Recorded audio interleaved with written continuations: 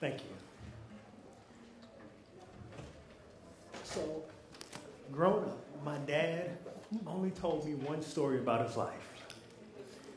And after I tell you this story, you're going to be convinced that parents are specialists in terrifying their children. So in the car, we're on vacation, we're headed to Florida, and he says, "You kids just don't understand." He got 3 sons in the back seat. And then he tells this story. He talks about how, growing up in New York, he was walking down the street one day. This is the 1950s or 60s. And 2 police officers, one white and one black, snatch him off the street, throw him into the back of the squad car, take him to the police station. They throw him into the interrogation room. They come back after a few minutes and they say to him, "Walk a straight line." And so my dad, probably scared, certainly confused, does the best that he can to walk a straight line. One of those police officers grabs his baton, pow, lays one on my dad, and says, "Boy, I said, walk a straight line." My dad said instantly, the seriousness of the moment struck him. Stands up straight, walks a straight line. They break into laughter. Experiment over, they take him to the front of the precinct, tell him to have a good time, go home. Over. My dad never talked about his childhood. He never talked about what it was like growing up.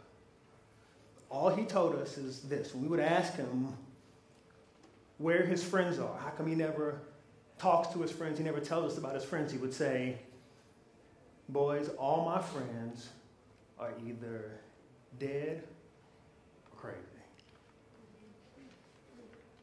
That experience, as you might imagine, was pivotal, and not in a good way. That put my dad on a path that frightened my grandmother to death, and so she did what grandmothers in the 50s and 60s did. Young black, widowed woman, my grandfather died early. 40 years old, he gets bone cancer, gone. She takes him to church.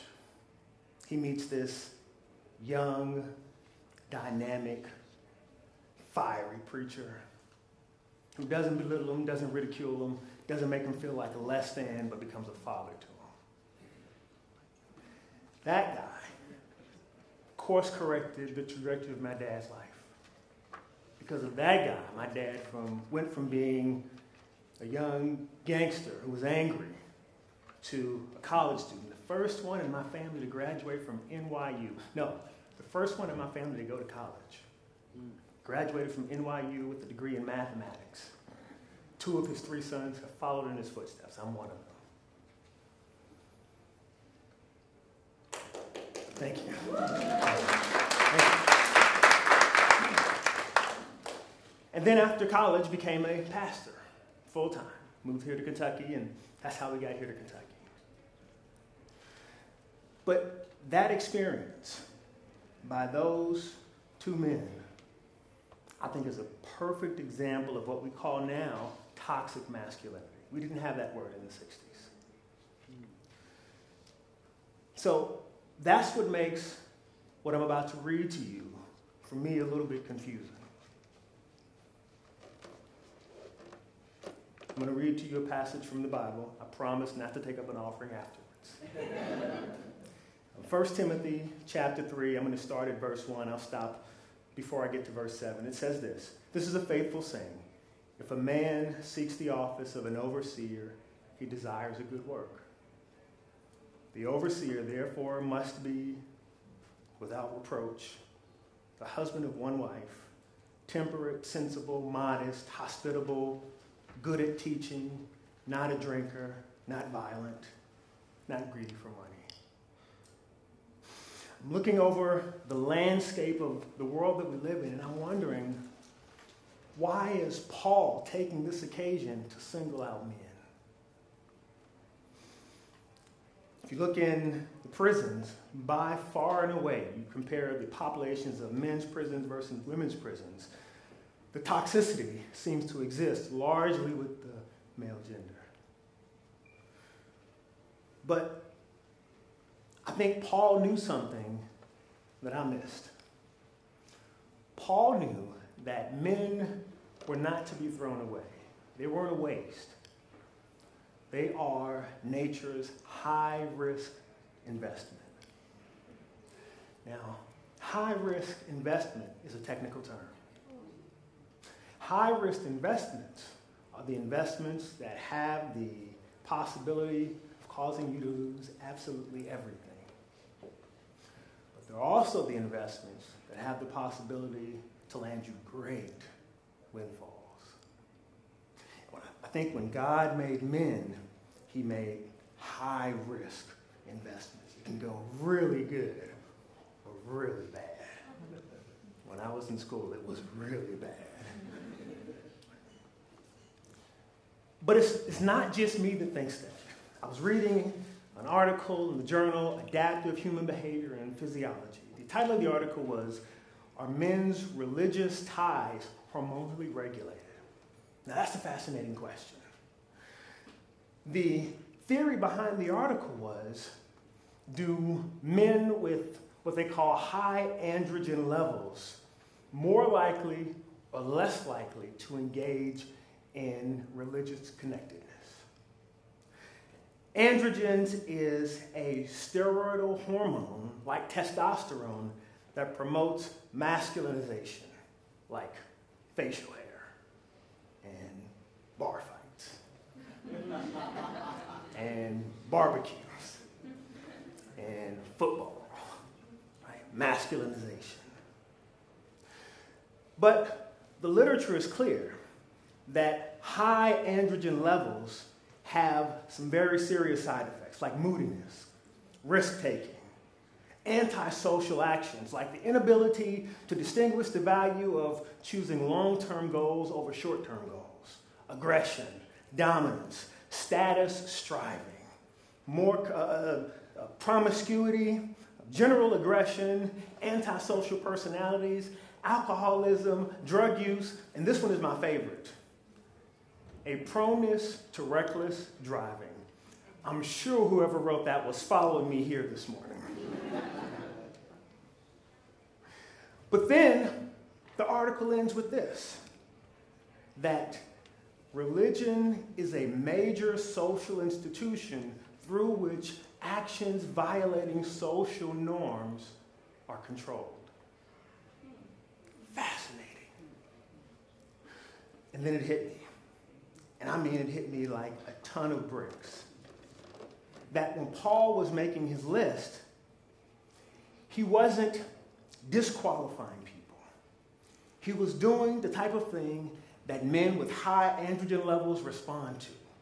He was issuing them a challenge. He was saying, if you want to be a leader, there are certain qualifications that you need to meet. Men love that.